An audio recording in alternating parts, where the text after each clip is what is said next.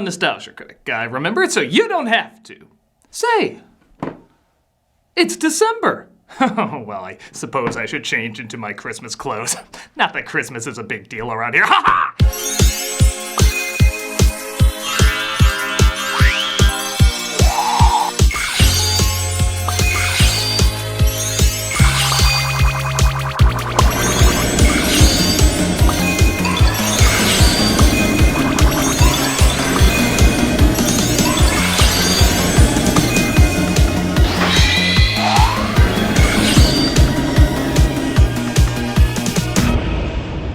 I'm ready for Christmas. Critic? I know. It's intentional. I wanted to see if a more breezy Christmas was what I was looking for, as some girls choose to fight crime in this. Naturally. Naturally. But I feel I don't have the, calves for this, so I will alter this outfit. It was a good try. Yeah, you get it. You get it.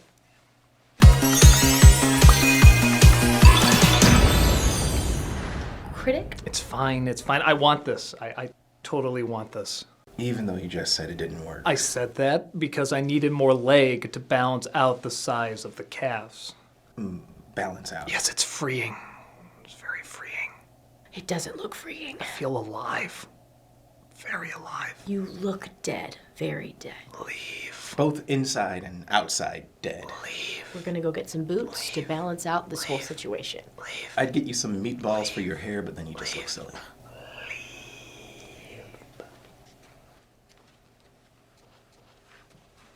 Somehow this connects to the Grinch.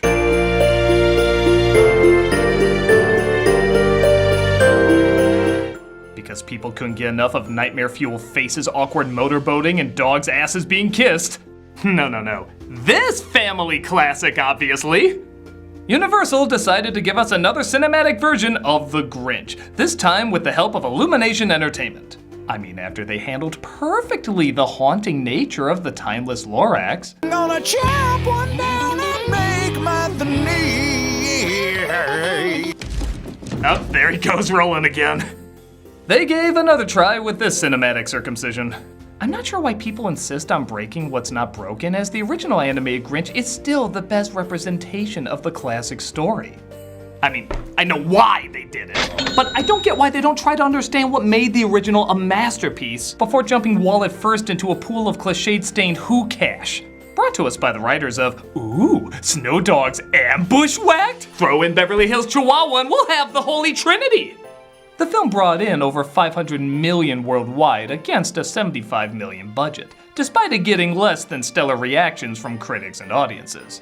So I guess the question is, what got better and what got worse since the last theatrical outing? And is there anything better in it than the original? It's adorable you'd think that question is even worth finishing. So let's take a gander at how this animated green shit smells different than the live action green shit. This is... Oh, hey, we found this red bow we thought you could put in the back to really complete the look. I hate everything you right now. It'd be like you're a present to open up. There isn't a name yet for the hell I have planned for you, but rest assured you will be screaming in it. Okay, well, let us know if you need any other accessories. I won't! You look great, sweetie. Some leggings would be nice. The film opens with a narration from Pharrell Williams. Only it's not a dream, or a hoax, or a ruse. As it just made too much sense. As the film looks pretty enough, I suppose, but sadly this movie falls into an unfortunate category that a lot of animated movies are falling under. And that's being like every animated movie that's out. You notice they're all kind of opening the same. We see a colorful town, it's always super busy, and usually filmed in long shots. There's some zany slapstick that folks are just used to in this environment. And some outsider, either the hero or villain, is introduced. Now here's the thing, it's a good opening. The first got a bajillion times it's been done, but after that, you gotta add something new. The idea of these intros is to let you marvel at a world you've never seen, show how it works, and how/why a character doesn't fit into it. But because it's been done so much, the marveling element is less impressive. And a world like this that maybe 10 years ago would have been cool, is just another kids movie fantasy land. Unless something really charming or funny is happening, we're just not gonna be sucked in anymore. And Do you think these lines are funny or charming? Smells like Christmas. Have a great day, dear. You too, honey. Whoa, where are you going? Here you go, kid. Have a wreath. Oh, cool. It's not even jokes or character building, it's just stuff being said. It's the equivalent of being like, wow, what a brown door. That is a brown door. Has that whimsical music scored anything as charming as that brown door? I think not brown door. Brown door. Brown door. Brown door. Brown door. That is such a brown door! Here's to no conflict ever entering our lives. Brown door. Brown door. Brown door. I'm enchanted. Brown door. We're introduced to the Grinch, played by Benedict Cumberbatch. Cool Sherlock Smog British accent or weird Chris O'Dowd House American accent? Where's my personal reserve of moose juice? And goose juice? My emergency stash of who hash? House it is. As he wakes up to Christmas music, which not only has me asking why he'd set it to that in the morning, but what the hell do the Jackson 5 look like in this world? I mean, we know Michael grows up into a Who, but still. You're mean one. You really are a heel. Did you really think there wouldn't be a Grinch rap in this? My favorite is it sounds like the rapper was shoved in at the last minute as a replacement for Snoop Dogg leaving to do Addams Family. So it all sounds like a first take. Okay, I got 2 minutes. What do you got here? You're a mean one. You really are a heel. Okay, what's next? You're as cuddly as a cactus. You're as charming as an eel. Okay, we good? This mean fellow with his skin all green and his teeth all yellow. His teeth are perfect. White strips might take him up as a model. You got termites in your smile. Liars! I'm disturbed not only to see him in his underwear, I weirdly don't want to think what his dick looks like, but find he has skin suit pants to wear as well. As if he Buffalo Billed Bropey from Yo Gabba Gabba. These are all questions no one should ask. What is this depressing bean? No. That's impossible. You can't be out of food. So here's the thing. Benedict Cumberbatch playing this Grinch would have been fantastic. Both him and Karloff had these elegant British accents with soft but cryptic voices. It would have matched perfect. But he's not playing that beloved creation. He's playing this tool. Super hyper, super silly with a nasally whiny American accent. This is one of your kidding things. Finally, something you said is actually funny. It's not even consistent. 1 minute he sounds like Dr. Venture. What is wrong with you? Didn't you see me? I mean, if that was a sled, I'd be dead. Come on, really? I don't know what the hell you're singing about. The next he sounds like Agador Spartacus. Oh, you're a scream. Have a nice life. Goodbye. My father was the shaman of his tribe, okay? And sometimes he even sounds like Jim Carrey's Grinch. Christmas! Christmas season is stupid! It's like every day he came in to record, he forgot what voice he did the previous session. But don't worry, the one consistent thing about this movie is how inconsistent it is. Yes, the Grinch hated Christmas, the whole Christmas season. Now, please don't ask why. No one quite knows the reason. Yeah, these movies always use that line moments before they go into great detail the exact reason he hates Christmas. Liars! This is a 2018 family film. That means the mother is either a strong working single parent or dead. I can't today. I have a list of errands a mile long. I'll talk to you later. I have to get breakfast on the table. They still got you on the night shift, huh? Sure do. You'll see me in an upcoming Hallmark movie. Which one? All of them. Sounds right. Again, like in the Carrie film, the Grinch goes into town, which I never got. Isn't the idea he wants to stay far away from the Who's? I can see him ordering groceries from the store and leaving no tip for the delivery boy before pulling Nickelodeon pranks like this. The idea was he's a stubborn old recluse. Thus, it's the years of joyful noise in contrast to his personality that pushes him to finally act. And it makes sense, we've all known someone like this, especially around the holidays. This Grinch throws himself into the Who's and attention-grabbing mayhem. And Merry Christmas! Are you getting that? No.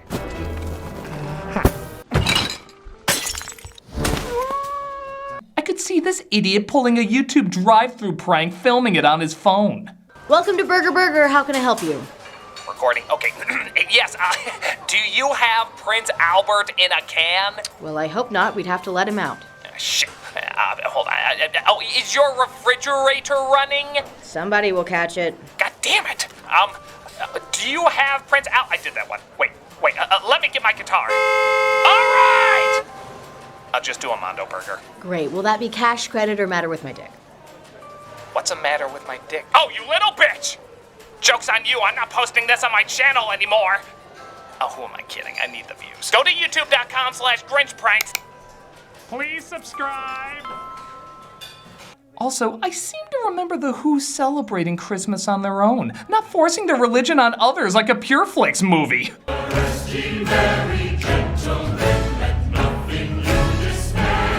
Black Christmas is officially the second scariest holiday movie ever made.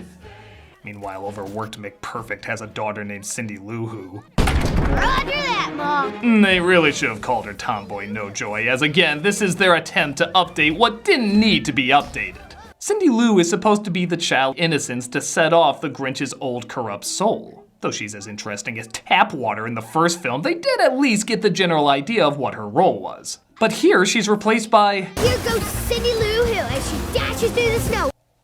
girl power, I guess?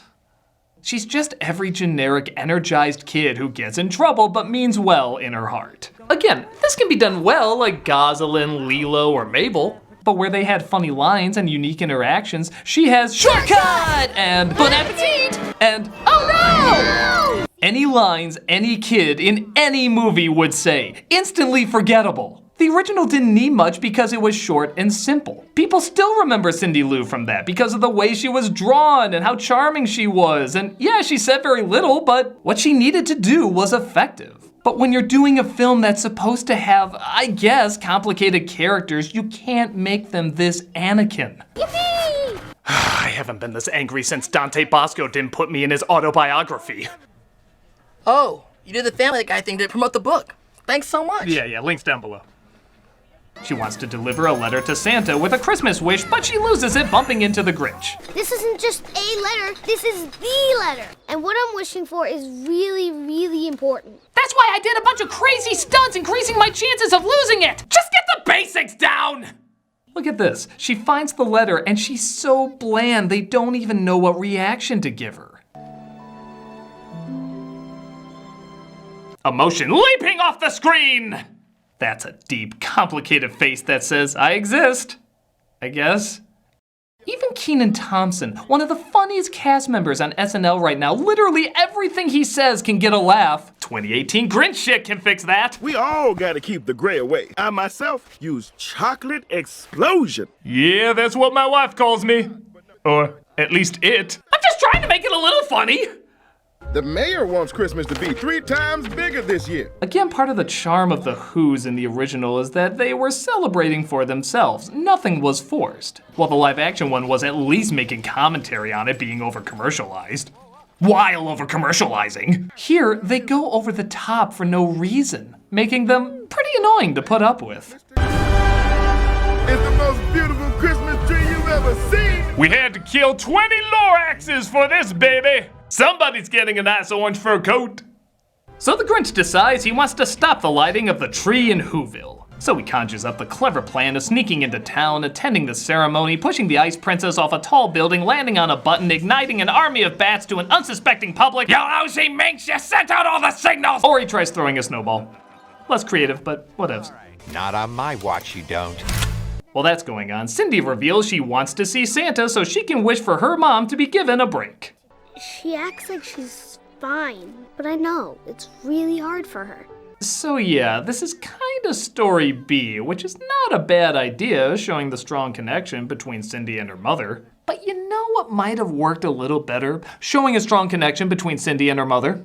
Yeah, going through this almost hour-and-a-half long film, their time spent together before the ending is just a little over 4 minutes. All she talks about is how much she wants to help her mom, and yet she's constantly bailing on her, never helping out and causing a ton of trouble. Come here first. I gotta go. See you guys soon. I'm gonna go find Grouper. All right, let's go.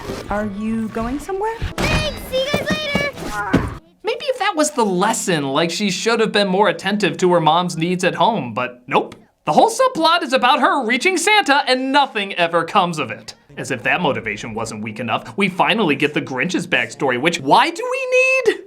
Every version says its hatred of Christmas is a mystery, but only one version actually leaves it a mystery. And God, I can't believe how often I'm pointing out the positives of this, but even in the Jim Carrey one, they do this a little better. It's stupid and unneeded, but you got why at least he hated the holiday. He was mocked, he was ridiculed, and it was done during the happiest time of the year, so it gave him a reason to hate Christmas and the Who's. It was pointless, but you at least understood his anger. Here, he's in an orphanage, and there's no other kids, no adults, and they don't celebrate Christmas? Are they Who-ish? It's not really clear how this world works, especially for a simple children's story. Even what's being shown contradicts what's being said. They'd feast on rare Who roast beast, which is something the Grinch could not stand in the least. Really? Because it looks like not only can he stand it, he wants to stand it. He wants a lot of standing of that. Please, God, let him stand that. Do they mean like he can't stand it because he's not a part of it? Well, it's not what they meant in literally every other version of the story. Look, if you want to keep it vague, keep it vague. If you want to be needlessly complicated, that sucks, but at least I can follow. But you can't do something half-assed in between because it both gives us too much information and not enough information. His environment isn't well established, so his emotions aren't well established. Hell, we don't even know who looked after him, how kids treated him. We're just supposed to feel sad because he looks sad. This whole film leaves out important details and focuses on less important ones. How are we supposed to be emotionally invested when it's not even clear why they're feeling these emotions? I don't know. Why is that brown door so whimsical? It really is whimsical. Well, if you say I'm supposed to feel whimsical towards it, I'm gonna feel whimsical towards it. This is what Christmas is all about. Brown door. Brown door. Brown door. Brown door. This movie sucks.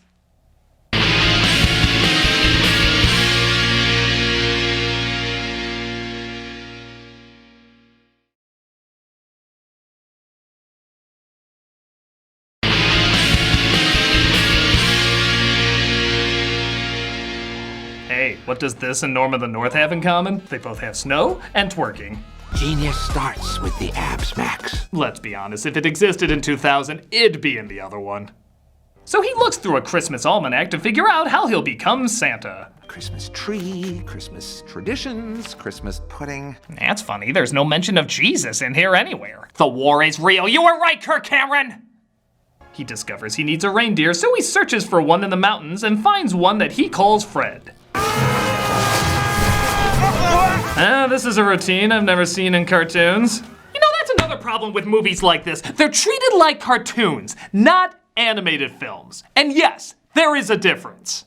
What I mean is there's a lot of fast motion and zany humor to entertain kids, but it's without any discipline for character.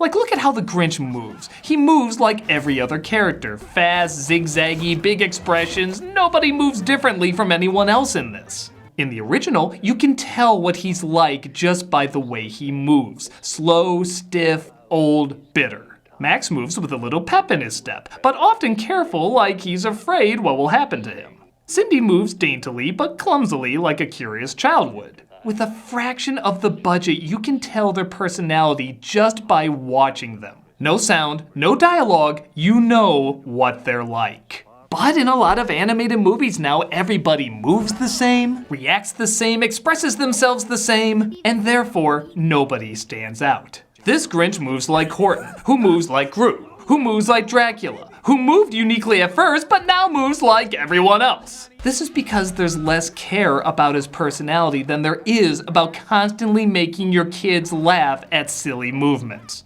even if it doesn't match what the character is about. Want an example? Think of the Mandalorian. A brooding loner who keeps to himself. Imagine if all his movements and line deliveries were the opposite of that. I hear you are a man who keeps to himself. Yeah, that's me. Nobody can get into my tortured soul. I'm so angsty and deep. Really? Because you move like a buffoon. No, man, this is totally how brooding people move. I was just thinking about my scarring childhood. You're silly. I'm not hiring you. Wait, can you at least get me Bill Burr's autograph? I don't like you. So Cindy meets up with her friends, you can call them pointless, and she has a plan to make her wish for her mother come true. We're gonna trap Santa Claus! Oh, come on, it's a Danny Elfman score. You couldn't play a little Kidnap the Santa Claus at that point?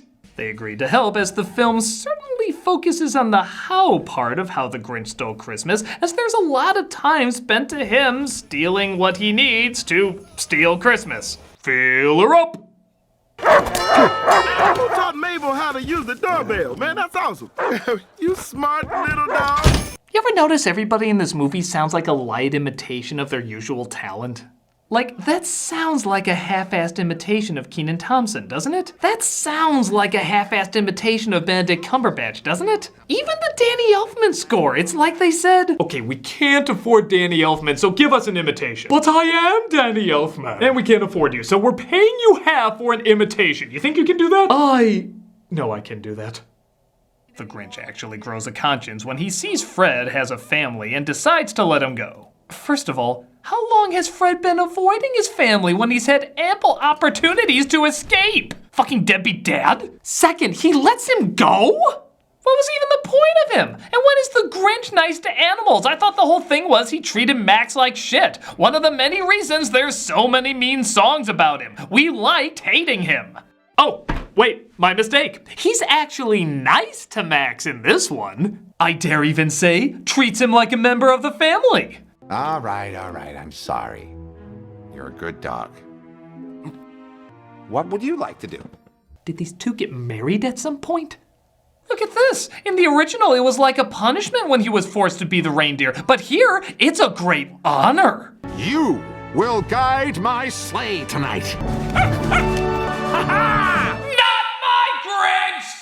Okay, so as much as they fascinatingly get wrong in this, the film does kind of get a little fun when he starts actually stealing Christmas, showcasing all these creative gadgets. They're super imaginative, and there is kind of a fun momentum around this point. But again, in the context of this world, a lot doesn't add up. Not only is his motivation for doing it still pitiful, so it's hard to get behind it, but little scenes like this happen when he comes across a sleepwalker. It's the Grinch. Shouldn't he have taken that glass? For Christ's sake, he took ice cubes from the original. How are you constantly doing the opposite? When Cindy Lou comes across him, it doesn't make any sense either. She should recognize him. I can't believe it's really you. Yeah. I mean, in the original, she's 2. In the other film, she's dumb. But here they establish she's supposed to be witty and clever and such, so it doesn't match that her character would fall for this. Everyone wants presents. No, really, I don't. I want you to help my mom. Your mom?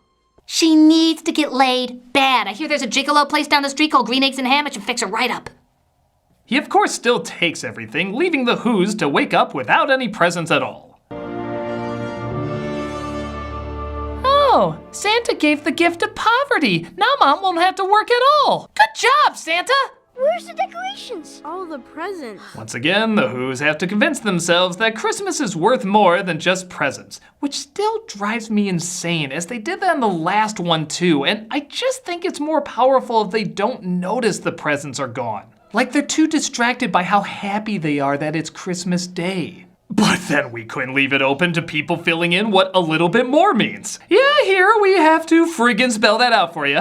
Christmas isn't here. And besides, I already have the greatest gift I could ever get. Burglary insurance. You are a close second.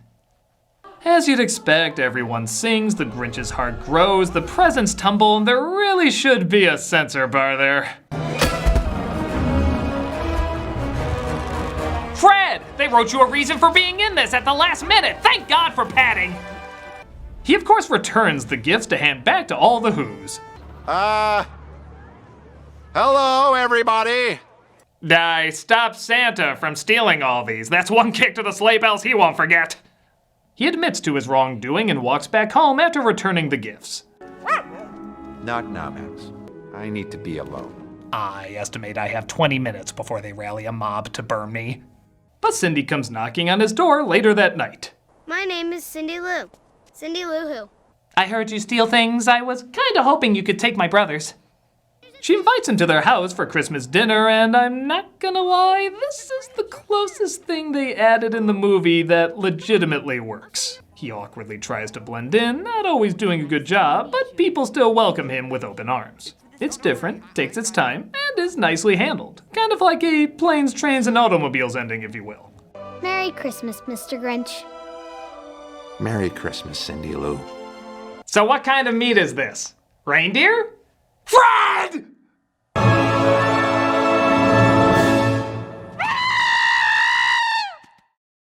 Calma, dignità e classe. So that was the second theatrical Grinch movie. I think this face sums it up. Yeah. It's fascinating the things it gets wrong. Stuff you'd think would be the easiest to set up. Everybody's motivations, actions, even how they move are off. The live action one is bad, but at least I got why the Grinch hated Christmas, why Cindy Lou loved Christmas, and a distinct character from everyone, even if they were all unlikable as fuck. So, is it worse than the live action one? It's kinda pick your poison. The motivations are set up in the live action one, and it certainly stands out, even if it is as a fear and loathing in Las Vegas Christmas. But I'll admit, I do like the way this film looks with its winter lighting, gentle colors, and certainly more Christmas atmosphere than this sewage-stained Universal Studios attraction. I also do like the ingenuity when he's stealing Christmas, and that legit nice couple of minutes at the end. So I guess I like this a little better, but it depends on what you find more interesting. A safe, bland mess you'll probably forget quickly about, or an insane catastrophe that has to be seen to be believed. You guys can duke it out which one is better and which one is worse. I'm gonna keep watching the smaller, simpler story that maybe, perhaps, means a little bit more. I'm a nostalgia critic, I remember, so you don't have to.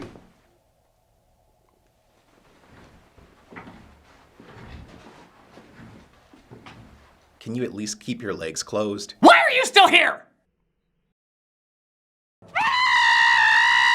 Calma, dignità e classe.